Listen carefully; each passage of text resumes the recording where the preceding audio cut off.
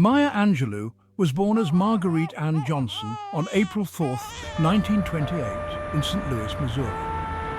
However, she spent most of her early years in the small, segregated town of Stamps, Arkansas, raised by her grandmother after her parents' separation. From an early age, Maya's life was marked by hardship. At just 7 years old, she experienced a traumatic event that left her mute for nearly 5 years. But even in her silence, Maya found solace in literature, reading the works of Shakespeare, Edgar Allan Poe, and black authors like Langston Hughes and Paul Laurence Dunbar. It was during this time that the seeds of her writing career were planted, a path that would not only help her reclaim her voice, but would one day give a voice to millions who felt silenced.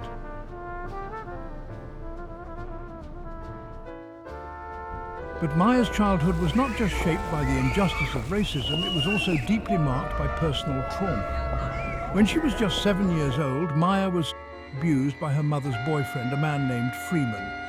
This horrific event would alter the course of her life. After confiding in her brother about the abuse, Freeman was arrested, convicted, and briefly jailed.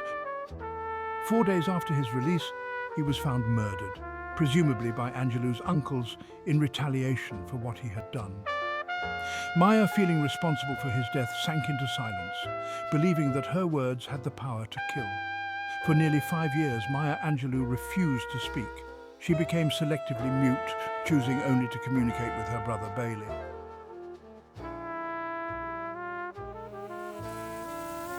It was during this period of silence that her love for literature blossomed.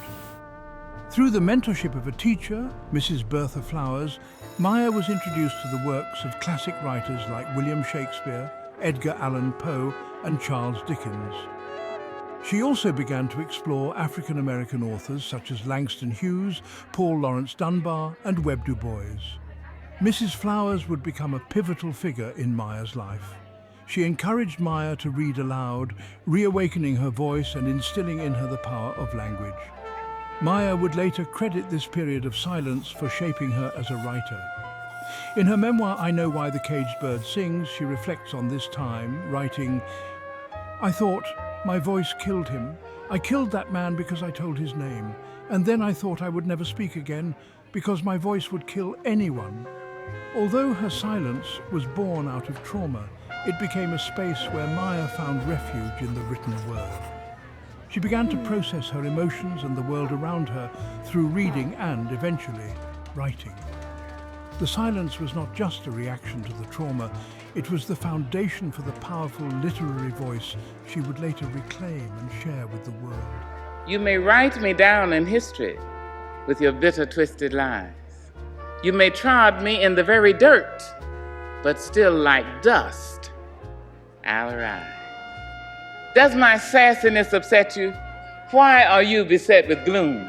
Just because I walk as if I have oil wells pumping in my living room.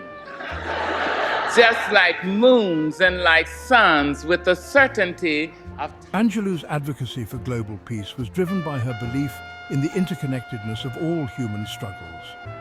She frequently spoke at the United Nations and international conferences, urging world leaders to prioritize human dignity, compassion, and cultural understanding. Angelou understood that the fight for justice was not limited to national borders, and she believed that peace could only be achieved through dialogue and empathy. Her influence spread across continents, and her works have been translated into dozens of languages. Maya Angelou's voice became a beacon of hope for marginalized communities around the world, encouraging people to rise above their circumstances and demand their rightful place in society. In the African-American community, Maya Angelou's influence is immeasurable. She is often referred to as a literary mother by contemporary black writers, poets, and activists. For many, her works were not only inspirational, they were revolutionary. Angelou's commitment to telling the stories of black people, particularly black women, with dignity and honesty, inspired generations of artists to follow in her footsteps. Oprah Winfrey, one of Angelou's closest friends and protégés, has spoken frequently about the impact Maya Angelou had on her life. Winfrey has said, "Maya Angelou taught me that I am enough just as I am." She gave me the courage to speak my truth. Angelou's influence also extends to artists like Beyoncé, who paid tribute to Angelou's poem Still I Rise in her visual album Lemonade. Writers like Ta-Nehisi Coates and Amanda Gorman have drawn on Angelou's themes of resilience and empowerment in their own work, using their platforms to speak truth to power. Angelou's work remains a powerful source of inspiration for social justice movements, from the civil rights movement to Black Lives Matter. Her words have been used in protests, marches and rallies, serving as a call to action for those fighting against racial injustice. Her poems, such as Still I Rise and Phenomenal Woman, continue to uplift and empower, reminding people that they have the strength to overcome any obstacle. Maya Angelou's legacy is not just one of literary brilliance, it is one of empowerment, resilience and hope.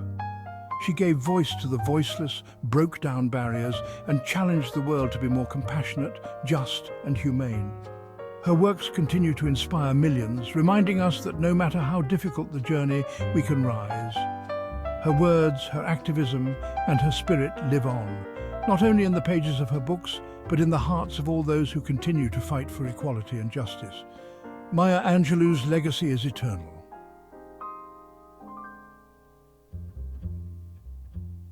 If you enjoyed this video and want to learn more about influential figures in history, make sure to like, subscribe to Black History Month year-round and hit the notification bell so you never miss our next deep dive. Let us know in the comments, what is your favorite Maya Angelou quote or book?